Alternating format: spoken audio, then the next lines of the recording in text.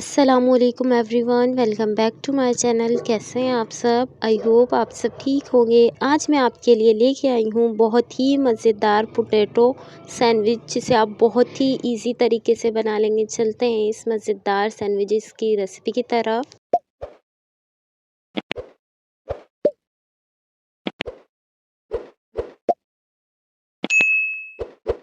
यहाँ पर मैं ले रही हूँ 6 अदद ब्रेड स्लाइसेस। इसके साथ ही मैंने लिए हैं 1 पाव आलू, जिन्हें मैंने बॉईल कर लिया है। यहाँ मैं ले रही हूँ इमली की चटनी और केचप। इसके साथ ही हम ले रहे हैं खीरा, टमाटर और हरा धनिया। अब हम कुछ मसाले लेंगे। काली मिर्ची हाफ़ टी स्पून, ज़ीरा पाउडर हाफ़ टी स्पून, धनिया पाउडर हाफ़ टी स्पून, नमक हस्बे ज़रूरत हाफ़ टी स्पून, कुटी हुई सुर्ख। हम बॉइल्ड पोटैटोज़ में ये तमाम ड्राई इंग्रेडिएंट्स और हरा धनिया ऐड करके इसे अच्छे तरीके से मिक्स कर लेंगे। अब हम इसे अच्छे तरीके से मिक्स करेंगे। यहाँ पर मैंने आलूओं के मिक्सचर को रेडी कर लिया है। अब यहाँ पर मैं लूँगी 1 अदद ब्रेड स्लाइस और इसके साइड्स रिमूव कर लूँगी। ब्राउन जो साइड्स होते हैं साइड वाले, वो हम इसे नाइफ़ की हेल्प से रिमूव कर लेंगे। इसके साथ साथ आप अगर चैनल पे न्यू हैं तो हमारी वीडियो को लाइक, चैनल को सब्सक्राइब और बेल आइकन को हिट करें। हमारी वीडियोस को ज़्यादा से ज़्यादा शेयर करें। Thanks for your support. यहाँ पर मैंने एक ब्रेड स्लाइसिस के साइड्स रिमूव कर लिए हैं और अब आपने इसे इन साइड्स को आप ज़ाया नहीं कीजिएगा। इसे हम ब्रेड क्रम्स बना लेंगे। इंशाल्लाह मैं आपके साथ फिर कभी ब्रेड क्रम्स की वीडियो भी शेयर करूँगी। यहाँ पर जो दोनों स्लाइसेस रेडी हो चुके हैं, अब मैं एक के ऊपर लगाऊंगी इमली और हरी मिर्ची वाला पेस्ट। आप चाहें तो इमली हरी मिर्ची की चटनी की जगह मायोनीज़ भी लगा सकते हैं। और यहाँ पर मैंने एक साइड पे इमली की चटनी को अच्छे तरीके से लगा दिया है। अब हम सेकंड ब्रेड स्लाइस के ऊपर केचप लेंगे और नाइफ़ की हेल्प से केचप को इसके ऊपर स्प्रेड कर लेंगे। तमाम केचप को हम अच्छे तरीके से इस ब्रेड स्लाइस पे लगा लेंगे।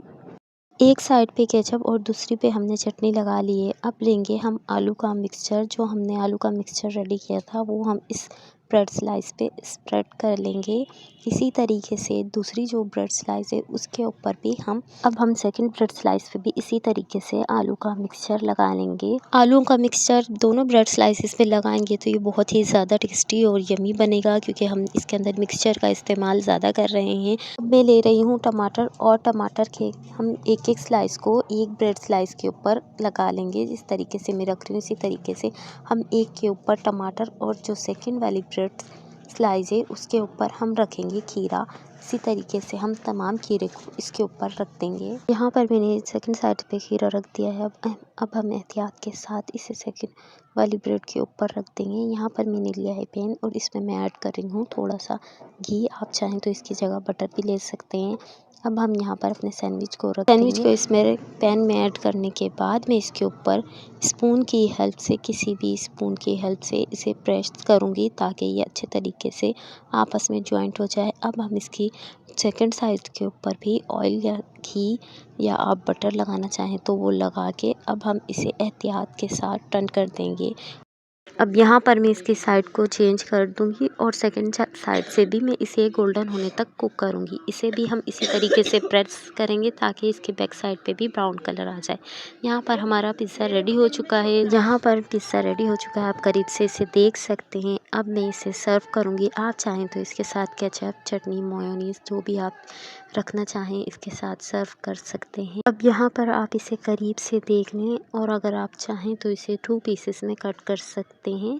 अब मैं इसके पीस कर लूँगी। यहाँ पर मैंने इसे प्लेट के ऊपर रखा है और नाइफ़ की हेल्प से मैं इसे कट कर रही हूँ। जिस तरीके से मैं कट कर रही हूँ इस तरीके से आप कट करेंगे तो आपका सैंडविच बिल्कुल भी टूटेगा नहीं। यहाँ पर हमारा मज़ेदार low cost recipe sandwich ready हो चुका है। आपको हमारी ये मज़ेदार रेसिपी कैसी लगी मुझे कमेंट सेशन में लाजमी बताइएगा। मिलते हैं न्यू रेसिपी के साथ। अल्लाह हाफिज़।